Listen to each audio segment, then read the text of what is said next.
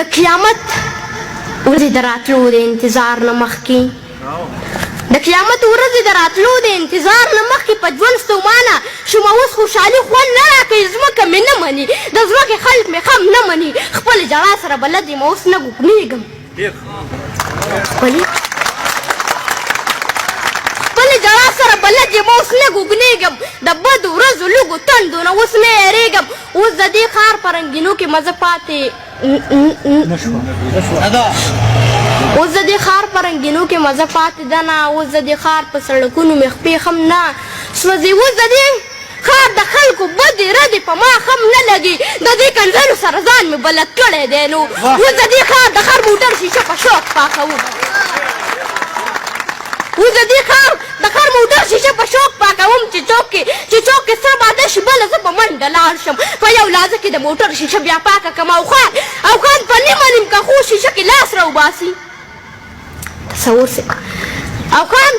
په نیمه نیمکه خو شیشه کې لاس راوباسي د داسې نور تېنه په شوق والم خوشحاله شوم او بیا په منډه باندې بل موټر ته ځان ورسو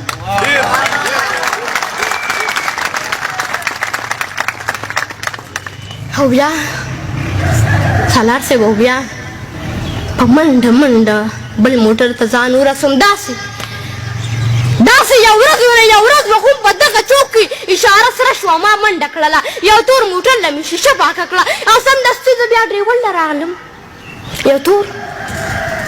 موټر له مې شیشه پاکه کړه او سمدستي زه بیا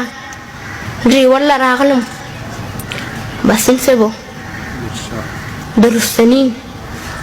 د رستني سیټ شیشه ښکته کړی یو ښکلی ماشوم د هغه لاس کې ایسکریم ماته ونیولو ما ایسکریم پسې موټر د لاس سره ښکته کړلو په یو لحظه کې ډریور پورته کړه شیشه د موټر زما لاس وختو شیشه کې زه په چغو شومه دغه سخت اشاره خلاصه شوه موټر روان شو دغه سخت اشاره خلاصه شوه موټر روان شو زه یې په ځان پسې راښکم تر ډېرې اخوا نه مې چا چغې اورېدې نه مې چا ویر اورېدو چې موټر ودرېدو تاج صاحب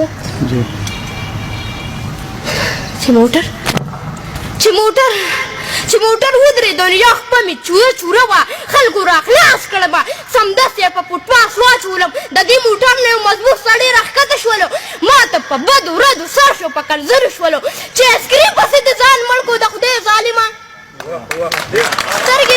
سترګې دې اوږې دي د خدای که په خاورو موړ شي سترګې دې اوږې دي د خدای که په خاورو موړ شي په خیراتونو باندې موړ نه شو سوالونه باندې موټر ته وختو او زه یې راوارثه پرېښوم موټر ته وختو او زه یې راوارثه پرېښوم ولې چې زه محبوب ماشوم په پټپاسونو لوی یم زه په پستو بسترونه زه په سوالونو لوی یم ما د خانانو د موټرې شیشې ښې پاکې کړې زه په پټپاس باندې بېوسه ناوارثه پروت یم اوس خیرات غواړم کنډم یم تر اوسه پورې د قیامت ورځې د راتلو د انتظار نه مخکې په ژوند ستومانه یم اوس خوشحالي خوند نه راکوي په ژوند ستومانه یم اوس خوشحالي خوند نه تکلیفونو دې منزل ته رسېدلی کاروان په تکلیفونو دې منزل ته رسېدلی کاروان د احمدشاه او باچا خان بابا ښاغلی کاروان خدایه مننه خدایه د هر قسمه نظر نه په امان وساتي شي د نظر به لر او بر سره یو شوی کاروان ډېره مننه السلام علیکم ورحمت الله وبرکاتو د ستاسو ډېره زیاته مننه کوم کوم مینهوال چې راغلي د دې ډېره مننه کوم او ټولو شاعرانو ډېره مننه کوم چې زما په دې وړه خوله باندې رالو بیا مشران ناست دی باسم صاحب دي ضمیر بی دي نو دوی په مخکې شعر ویل مناسب دی خو کوشش به کوم او بیا د سالار صاحب ډېره مننه کوم چې زه په خپل چینل په خپل شیشه باندې راوستم نو ډېره مننه کوم غزل دی چې ولې د فکر شو بدل پښتونه ولې د فکر شو بدل پښتونه غیار جو کړی درته چل پښتونه خر یو مننه خر یو بچی د دهشتګرد یادوي تر پورې خان دي مکمل پښتونه او دا ته چې درومې د پردو په لارو سالار صاحب دا ته چې درومې د پردو په لارو ښکاري چې سم شولې پاگل پښتونه او باسم صاحب راشه پس سمه لار ځان وپېژنه درسو به ناست وي په مورچل پوښتونه راشه په سمه لار ځان وپېژنه درسو به ناست وي په مورچل پوښتونه او تر 21مې صدۍ ورسېدې ضمیر وایي تر 21مې صدۍ ورسېدې زاز دې کم دی د نوبل پوښتونه تل باچا خان بابا په خوب کې راځي کوي خمیش درته کنزل پوښتونه